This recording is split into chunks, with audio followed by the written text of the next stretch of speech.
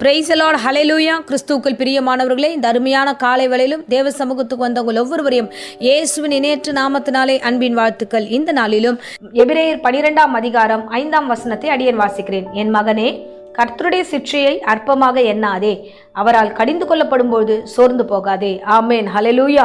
ரொம்ப அருமையான வேத வசனம். இந்த வார்த்தையில கர்த்தர் தம்முடைய காரியத்தை வெளிப்படுத்துகிறார்.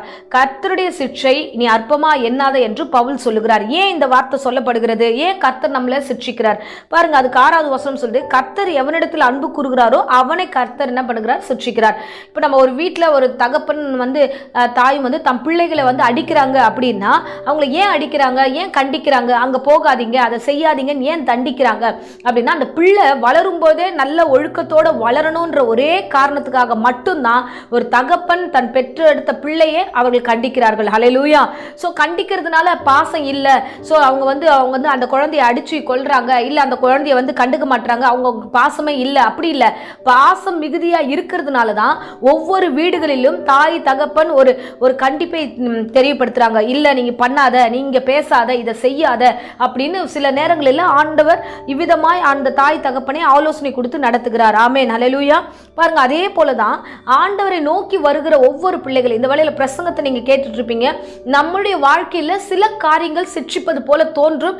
ஆண்டவர் என்ன நம்மளை தண்டிச்சுட்டாரோ அப்படின்னு உங்களுக்கு சில காரியங்கள்லாம் தோணும். ஏன் ஆண்டவர் அனுமதித்திருக்கிறார்னா, நாம சீர்பட வேண்டும் என்பதற்காக, இனி இந்த விதமான தவறுதல் நாம் செய்யக்கூடாது என்பதற்காகவும் ஆண்டவர் தம்முடைய பிள்ளைகளை அதிகமாக நேசிக்கிறபடினால இந்த வழியில கொண்டு வருகிறார். ஹல்லேலூயா. சோ பாருங்க, நீதிமொழிகள் 13ஆம் அதிகாரம் 24ஆம் வசனத்துல, பிரம்பை கையாடாதவன் தன் மகனை பகைக்கிறான். ஆமேன், ஹல்லேலூயா. சோ ஒரு தகப்பன் தம் பிள்ளை கண்டிப்பதற்கு கையில கொம்பு எடுக்கலன்னா நிச்சயமா அந்த குழந்தையை பகைக்கிறான், அவனை கண்டிக்கல, தப்பான வழியில போகும்போது நீ பண்ணாத, இதை செய்யாதன்னு அடிச்சு வளர்க்கலன்னா கண்டிப்பா அந்த இடத்துல அந்த பிள்ளை கெட்டு போகிறதுக்கான வாய்ப்பு அநேக இடங்கள்ல இருக்கு. ஹல்லேலூயா. ஏன்னா ஒரு முக்கியமான வேதத்திலே நம்ம ஒரு முக்கியமான ஒரு காரியத்தை பார்க்கிறோம். சிம்சோனை குறித்து பார்க்கிறோம். அவருடைய தாய் தகப்பன் கர்த்தரால முன்குறிக்கப்பட்ட பிள்ளைய ஆண்டவர் அவருக்கு கையில கொடுக்கிறாரு.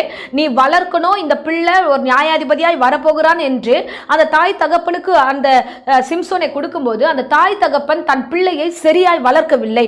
அவன் தவறுதலான வழியில போகும்போது அவனை கண்டிக்கல. கண்டிச்சிருந்திருந்தாங்கன்னா அவனுடைய முடிவு வேற மாதிரி இருந்திருக்கும். அவனை கண்டிக்காததுனால அவன் பாவ வழியில கடந்து போனா, விபச்சாரி இடத்துல போனா, தவறுதலான ஒரு இடத்துல அவன் கடந்து போயிட்டான். ஹல்லேலூயா.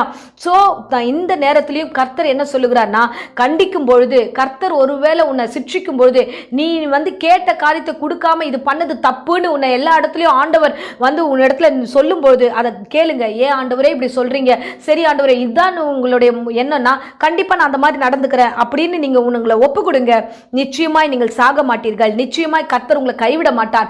ஏன்னா தகப்பன் தன் பிள்ளையை நேசிக்கிறார். ஆமென். நேசிப்பதனால தான் கண்டிக்கிறார் என்பதை மறந்துடாதீங்க. ஐயோ, எங்க வீட்டில் இப்படி திட்டுறாங்களே, எங்க வீட்டில் இவனை போட்டு இப்படியா மோசமா பேசுறாங்களே, எனக்கு இந்த வீடு பிடிக்கல அப்படின்னு நினைக்காதீங்க. இந்த பிரசங்கத்தை கேட்கிற அருமையான பிள்ளைகளே, உங்களுக்கு கொடுத்த வீடு நல்ல வீடு, தாய் தகப்பன் நல்லவர்கள். ஸோ நீங்கள் அந்த வீட்டில் அடங்கி இருப்பீங்கன்னு சொல்லி தான் அந்த வீட்டில் ஆண்டவர் உங்களை படைத்திருக்கிறார். ஆகையால நீங்க என்ன பிரச்சனை வந்தாலும் அந்த வீட்டுக்கு அடங்கி இருங்க. என்ன சூழ்நிலையா இருந்தாலும் அந்த வீட்டை ஆதாயம் பண்ண வேண்டிய ஒரு கடமையில் இருக்கிறீங்க. கர்த்தர் சில வேலைகளில் அந்த சிற்றையான ஒரு வழியின் பாதையில் நடத்தும் போது, ஸோ நீங்க தாய் தகப்பனையோ இல்லைன்னா கர்த்தரையும் நீங்க கோபித்துக் கொள்ளாதீங்க. பொறுமையா இருந்து அந்த சிற்றையின் மத்தியில கர்த்தரோடு இணக்கமா இருங்க. நிச்சயமா கர்த்தர் உங்களை வெளியே கொண்டு வருவார். ஏற்ற ஞானத்தையும் அறிவும் கொடுத்து தவறுதலான காரியத்திலிருந்து வெளியே கொண்டு வந்து அமைதலுள்ள ஆவியோடு உங்களை வழி நடத்துவார். ஆமேன், ஹல்லேலூயா. இப்பொழுதும் அடியேன் உங்களுக்காக ஜெபிக்கிறேன். அன்பு ரட்சகா, இந்த அருமையான வேலைக்காக ஸ்தோத்திரம். ஏசப்பா, என் பிள்ளைகள் ஒவ்வொருவரையும் ஆசீர்வதிப்பீராக. கேட்ட பிரசங்கத்தின்படி கர்த்தாவே, கீழ்ப்படிதலோடு நடக்க கிருபை தாங்க ஆண்டவரே. சிட்சிக்கும் பொழுது அற்பமா எண்ணாதபடிக்கு ஆண்டவரே அப்பா, தகப்பனுக்கும் உமக்கும் கீழ்ப்படிந்து நடக்கக்கூடிய ஒரு கிருபைகளை என் பிள்ளைகளுக்கு கட்டளிடும், ஆசீர்வதியும், வழிநடத்தும், காத்துக்கொள்ளும். இப்பொழுதும் ஆண்டவரே, யாராகிலும் வியாதியோடு பலவீனத்தோடு இருந்தால் எல்லா பலவீனத்தின் வியாதிகளை நீக்கி பூரண சுகத்தையும் ஆரோக்கியத்தையும் கொடுத்து வழிநடத்தும், ஆசீர்வதியும். இயேசுவின் நாமத்திலே ஜெபிக்கிறேன் ஜீவனுள்ள நல்ல பிதாவே. ஆமேன், ஆமேன். Praise the Lord. God bless you.